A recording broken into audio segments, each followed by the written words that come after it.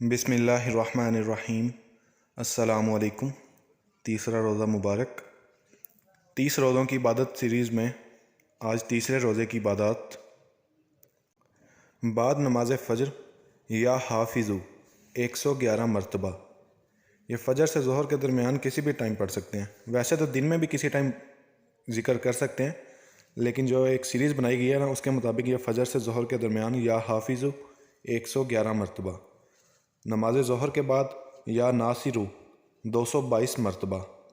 نماز عصر کے بعد یا باسطو 111 مرتبہ، اور نماز مغرب کے بعد آیت الکرسی 25 مرتبہ، اور نماز عشاء کے بعد دعائے کرب یا غم 25 مرتبہ۔